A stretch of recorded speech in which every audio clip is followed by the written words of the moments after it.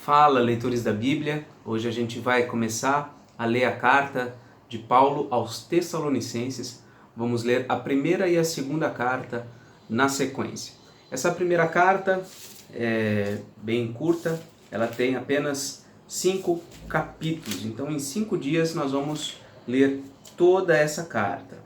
Começando então pelo capítulo 1, versículo 1, essa carta diz assim: Paulo, Silvano e Timóteo, à igreja dos Tessalonicenses, em Deus Pai e no Senhor Jesus Cristo, graça e paz a vós outros.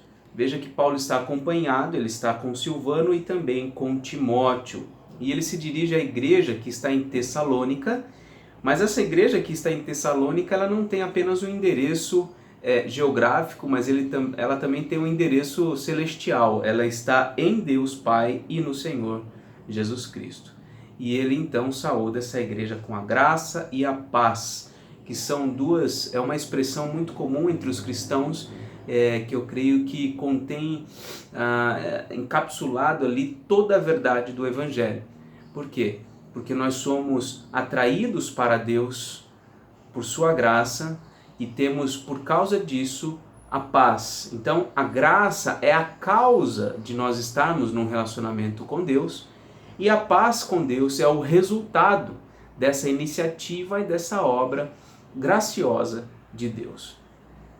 Seguindo então, ele começa a dizer: damos sempre graças a Deus por todos vós, mencionando-vos em nossas orações, e sem cessar recordando-nos diante do nosso Deus e Pai da operosidade da vossa fé, da abnegação do vosso amor e da firmeza da vossa esperança em nosso Senhor Jesus Cristo, reconhecendo, irmãos amados de Deus, a vossa eleição, porque o nosso Evangelho não chegou até vós tão somente em palavra, mas sobretudo em poder, no Espírito Santo e em plena convicção, assim como sabeis ter sido o vosso procedimento entre vós e por amor de vós.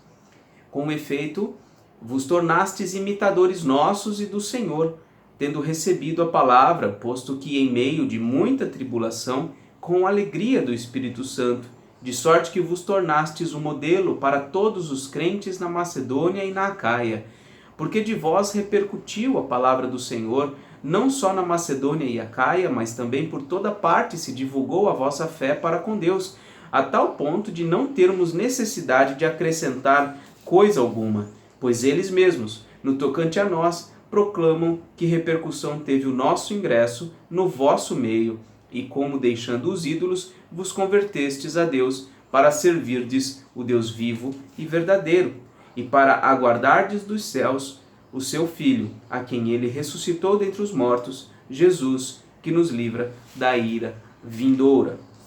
Este é todo o primeiro capítulo. Nós vemos aqui que Paulo dá graças a Deus e menciona a igreja de Tessalônica em suas orações.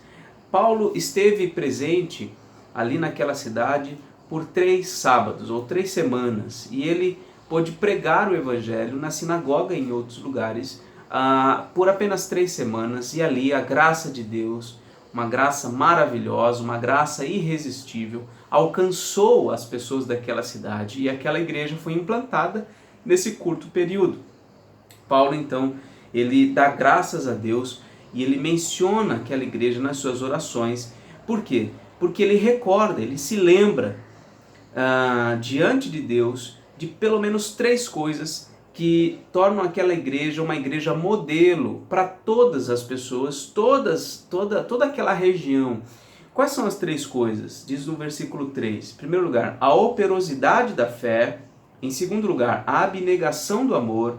E em terceiro lugar, a firmeza da esperança no Senhor Jesus Cristo. Então veja, aquela igreja tinha a fé que foi produzida por Deus naquela igreja, é uma fé operosa, ou seja, não é uma fé que apenas está circunscrita ali a conceitos, a princípios, mas é uma fé que se traduz em prática, que se manifesta na vida daquelas pessoas. Segundo lugar, a abnegação do amor. O amor não era um amor sentimental, não era um amor romântico, mas era um amor abnegado. Esse é o verdadeiro amor que a Bíblia nos mostra.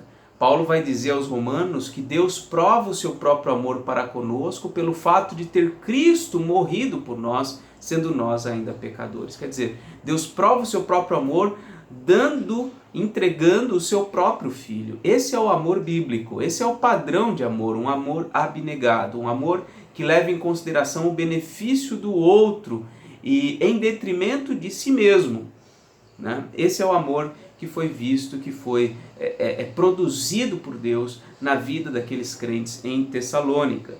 E também, além de tudo, a firmeza da esperança no Senhor Jesus Cristo. Então eles não estavam apegados às coisas materiais, eles não estavam em busca de prosperidade, de soluções imediatas para os seus problemas, mas eles estavam bem firmados na esperança no Senhor Jesus Cristo. Ou seja, uma expectativa alegre daquilo que Jesus ainda faria, ainda realizaria em suas vidas, né? Eles já sabiam o que Cristo tinha feito e aguardavam com grande esperança, com grande expectativa, o que Jesus ainda viria a fazer em suas vidas. Então, o que Deus produziu naquela igreja foi algo maravilhoso. Essa igreja de Tessalônica se tornou uma igreja modelo para todos os crentes, diz aí, da Macedônia e da Acaia, diz o versículo 7.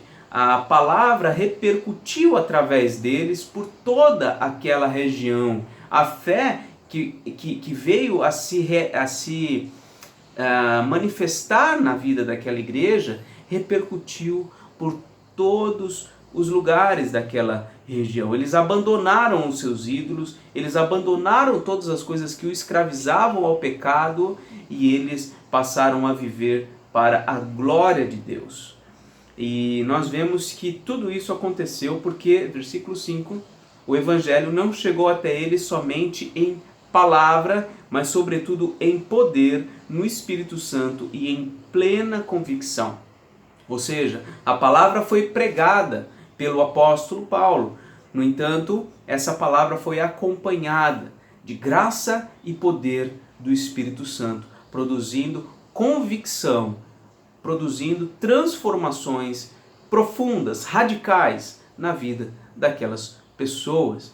Portanto, eu quero concluir fazendo uma breve reflexão. Muitas vezes nós, da igreja, pensamos em programações que possam trazer mudanças na vida do povo de Deus. Só que não são as programações que vão produzir essas coisas. Não são os eventos, não são necessariamente as conferências. O que realmente pode produzir mudanças radicais, conversões genuínas ao Senhor Jesus Cristo, é a pregação do Evangelho. É a pregação do Evangelho da cruz, do sacrifício, da morte e da ressurreição de Jesus Cristo. E isto acompanhado pela ação do Espírito Santo. Porque tudo isso não é algo que somente o pregador pode produzir, mas a palavra pregada, acompanhada com fidelidade, acompanhada de uma ação poderosa do Espírito Santo, isso pode produzir efeitos maravilhosos, radicais, impactantes na vida das pessoas. Então que a gente possa continuar pregando o Evangelho com fidelidade, ao mesmo tempo em que devemos estar em oração para que Deus realize coisas como essas que Ele fez em Tessalônica. Essa foi a nossa leitura de hoje e amanhã a gente continua, se Deus quiser. Um grande abraço.